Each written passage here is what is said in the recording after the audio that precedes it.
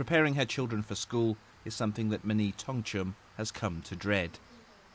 Each time her little girls are out of sight, the memories start coming back of the awful moment 2.5 years ago when her second child, Gigi, disappeared. Every day after school, the 9-year-old would come to this petrol station to work alongside her mum selling flowers.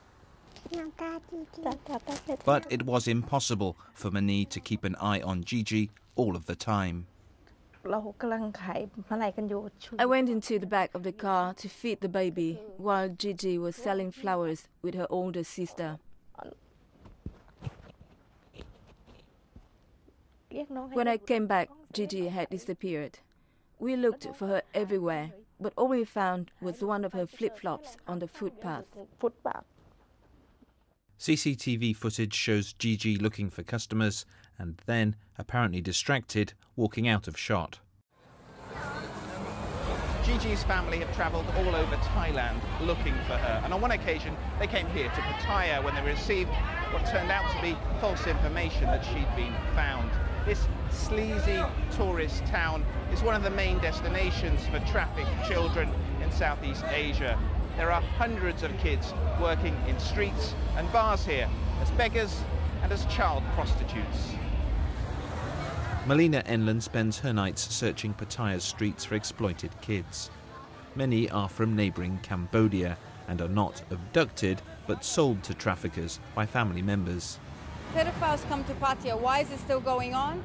Because these children that they're using do not have papers. Because these children that they're using cannot be tracked.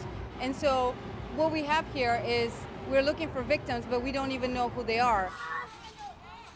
Thai children who are rescued and can't return home get put into shelters like this one.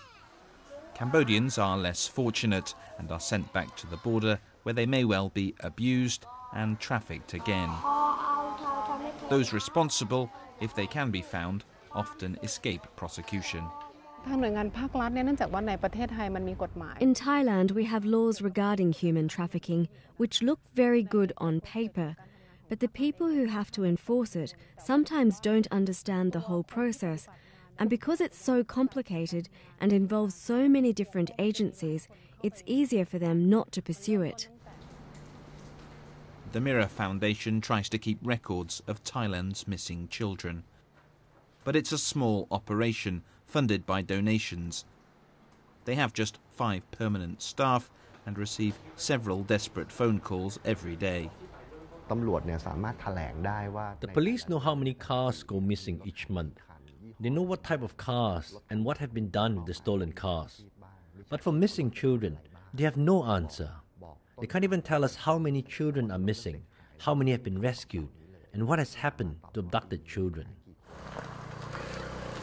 Gigi's family say they've had to search on their own, with money given by family and friends. Everything has completely changed. We used to go everywhere as a family.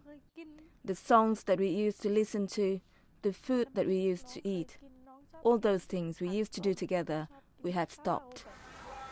For a long time, it was just too painful for Gigi's parents to return to the petrol station where she was taken.